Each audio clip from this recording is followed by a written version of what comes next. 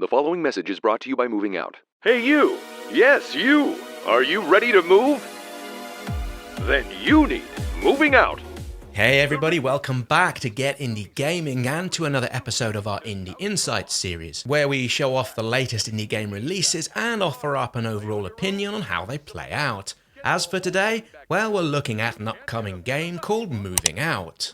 Having moved house across Europe and further afield pretty much biannually over the last 20 years, we've gotten pretty good at packing things up and away, from fridges to beds to bookshelves up to and including at one time a kitchen sink. But anyway, digressing already. Now, okay, we've been following the SMG Studios moving house kind of simulator for a reasonable length of time, and I've gotten to play it at numerous events over the past 18 or so months, and was super excited to finally get our mitts on it to play at home.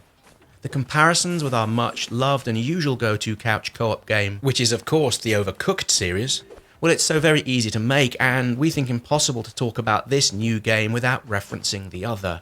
While Overcooked sees you confined to the relative, dare we say it, normalcy of what are loosely functioning kitchens, while here in Moving Out we have a broader array of environmental-based madness and mayhem that sees you shifting and moving household items into the back of the van by any means necessary. Which could be by using the traditional front door approach, or let's say even a window. Pretty much every point of entry can be used as a means for getting things in and out of the house. That said, of course, bulky items such as beds and fridges, well, they really only tend to fit through the holes in the walls you might reasonably expect them to do so in real life, i.e. by way of the front door. Now, compared to Overcooked, well, Moving Out seems to be a harder game to play well. Now, anyone who's spent time working as a line cook will tell you, and I mean, I worked in kitchens for long enough, no short enough time to know things tend to work adequately if everybody is organised, knows their onions as the saying goes, and calls out their timings as the dishes are prepared. You can try and use a similar approach within the Overcooked series here in Moving Out, although to be honest, there's no really easy way to recreate this kind of kitchen-based organisation. Well, there kind of is actually, but it means assigning one person as the overall Moving Out foreman, which then has them barking out commands and instructions, although again, when we tried to do it, it just didn't work. There's something a little more abstract in, say, trying to direct other players as they attempt to move items of furniture around and outside the houses and other facilities, than, say, working in a kitchen. There's also a greater need here for more inter-player cooperation. Some of the heavier items, such as again beds and fridges and such, well, they must be carried by default, and there's more on this later, with at least two people, so you really do need to work together and in tandem to get these items safely squared away in the van. This adds so much additional tension and potential for foul-ups that it's in this part of the game, for what our experience has had of it at least, really makes for how enjoyably frustrating Moving Out can be. And while we're at it, just getting the items out of the house is one thing. Then you have to be able to get them to fit within the van. Now you do this by carefully or not so carefully arranging the items in what's really a 3D puzzle, with things needing to be balanced perhaps on top of each other just in the right way in order for you to be able to close the van doors. Now again, just like in Overcooked, you're rewarded in terms of the speed in which you complete each of the moves, of which there are 30 different ones to tackle. In what's another great little touch, each of the levels also have their own sub-goals and objectives. For example, some of them, well, you're asked not to break any windows, or in one of the levels, you need to get yourself run over by a car owner who's on a caffeine high. And now if you're able to complete all of these 90 sub-objectives, we understand by doing so, players will have access to a further 10 additional smaller games to play, although to be honest, we're quite the way away from getting these particular options.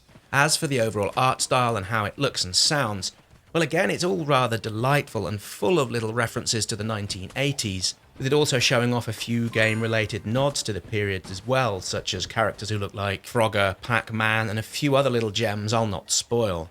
So Moving Out does ship with a single-player option, although to be honest and open with you, this really is best played in the co-op mode, and ideally with the maximum number of 4 players at the same time.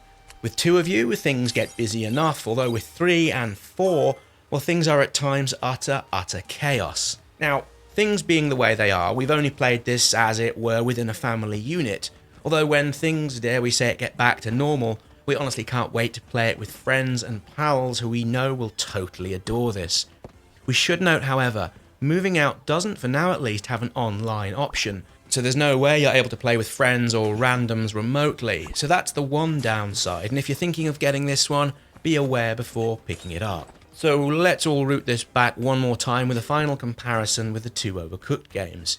As we've alluded to a number of times already, they are ever so similar, although Moving Out has to our mind that extra little bit of all-round zaniness, which means right now, it's the most fun, and to our minds at least the best local co-op game you can play of the current generation.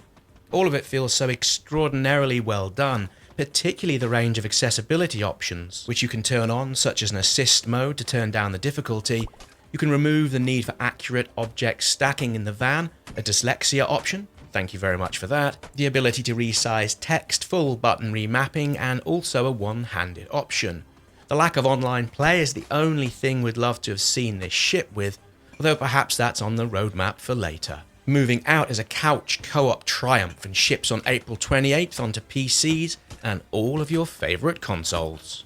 Many thanks for watching. If you've liked this little review, please click that like button, and if you haven't done so already, now's an awesome time to subscribe to the channel.